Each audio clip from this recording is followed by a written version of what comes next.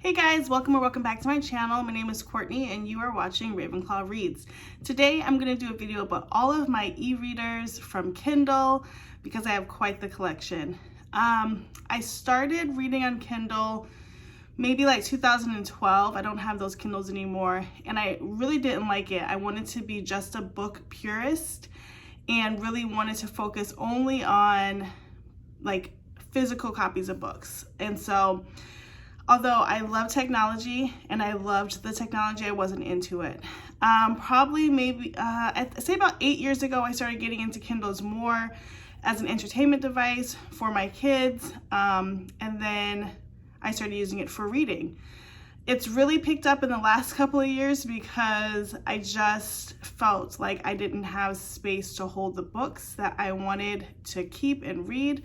And the best way to manage that was to get an electronic device that would hold all of the books. And when I say I bought a device, I mean I bought several. All right, so let me show you my stack. I kind of showed you in the intro, but each Kindle serves a purpose, I swear. Okay, here are my stacks of Kindles. Start with maybe the oldest and least used first, and then I'll go through what I have and then like what I use the most and why I like it, etc. So I have the 10-inch, whoa there. I have the 10-inch Kindle. It's not charged right now. And this has to be the previous generation. So like coming out in 2019. Then I also have the most recent 10-inch version in that lilac color. I have two 7-inch Fires. And when I say I mean what I do is I find deals on these and I try to give them to everybody in my family. So this one's my husband's and this one's my youngest. Neither one of them enjoy ebooks as much. So I periodically charge these and make sure that they stay alive, but nobody's really using them. Sometimes we'll use this one if my youngest has a book she wants to read, like some of the graphic novels she likes is on digital, and so then we'll do that. Okay, then I have the 8-inch newest Kindle Fire. Then I have the last version, 10th version, I think, of the Kindle Paperwhite. And then most recently, the newest 2021 Kindle Paperwhite at 6.8 inches. So it's a lot of Kindles, but there's a reason for each of them. Okay, so obviously Kindles are a great way to store your books. You can also have access to Kindle Unlimited, which I do subscribe to, which is a great way to get books for really cheap prices or even for free. And so if you are an avid reader, it's a great way to build your collection without having a whole bunch of stuff in your house. So I'll look at my 10th, my Kindle Fire HD 10, the most recent one. And you can see here, there are all of the titles that I own or have read. And then there are some books in here, like I said, that my youngest likes. If you look at the like Who Would Rather and all those. So those are great for digital copies. And you just easily can flip through all of your books. So I love having things in one place. And I love having things for free or cheap. So I do love that. Now the difference between a Kindle Fire and e-reader are totally different. So the Kindle Fire is more like your tablet. For sizing reasons, I'll just show this one. It allows you to download different apps. You're still kind of running on that Amazon OS, which it's horrible, but you can download some things. This Kindle I actually jailbroke and I put like Google Play Store on it.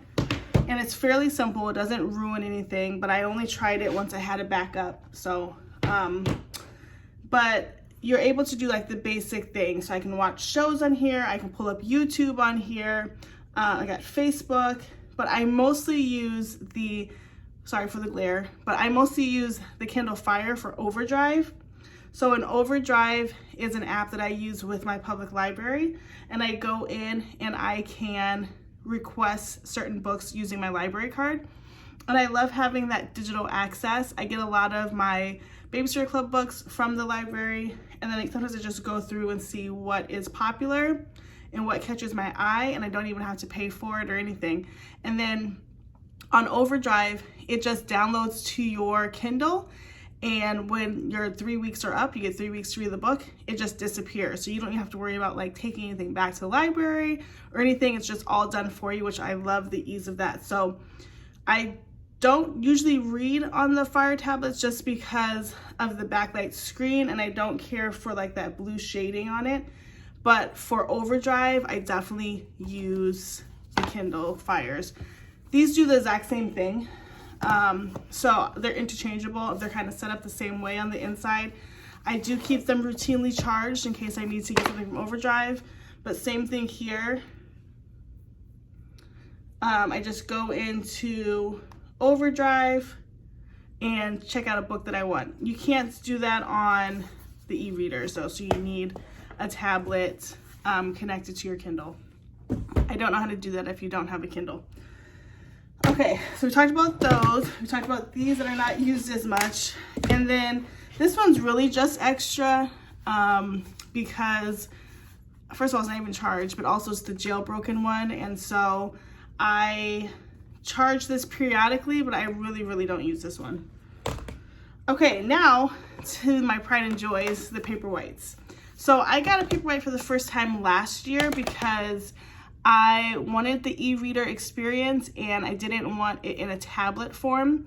I wanted something really simple. So first I got a Kindle, just a basic Kindle. I actually got the kids Kindle because it came with a case and it was a little bit cheaper, and then I jailbroke that one too and made it so not just a kid tablet. I actually ended up giving that away to a coworker, but when I got that, I realized that I really did like a plain e-reader with the e-ink technology, except the basic Kindle is like very basic. It crawls in speed, and it just wasn't gonna suit my needs. So I got the Paperwhite and I just fell in love with it. This is the 6-inch one. It's so portable. I had it decorated. Everything was going great with it, and I take it with me. This is like my travel Kindle. So if I'm gonna go to the nail shop or have to sit somewhere, I'm gonna take this Kindle. Mostly because now it's my backup, but I need like a sleeve for it. I haven't found a cute one. So then, of course, Amazon comes out with the next generation Kindle, and I'm saying to myself, I don't need it. I love my Kindle. Like it suits me. It's styled. This one doesn't come in any colors. Like I really told myself I don't need it. And then I did need it, and I ended up getting this for Valentine's Day for my husband, and I really love it. The thing that I love about it in comparison to this Kindle is that I didn't notice it until I started watching reviews, but the old Paperwhite does really run really slowly in comparison to this one. This one just kind of jet along. I noticed on this one when I returned the page, like the e-ink would slowly disappear and it started kind of dragging to get to different things. And this one is pretty zippy. It's not a tablet, so you're gonna get a little bit of lag, but it's a lot more of a fluid motion. Just trying to see if I can show you. Than this one. Let's see if I can show the difference. Okay, so when we think about moving up, it's like, what's going on? It took 3 swipes. Okay, now it's catching up. So you can kind of see there is quite the drag. For me, for some people, it doesn't matter because it's just, you know what it is. For me, it mattered, and especially seeing everybody get one online, I was like, yep, I gotta do it. So what I do appreciate about this one is the speed. I also appreciate that it is a bigger screen. It's only 6.8 inches, but in comparison, like it makes a huge difference.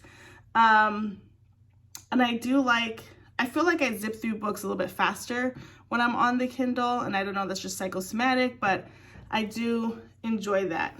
All of my Kindles, I have the free ads on them. It doesn't really bother me.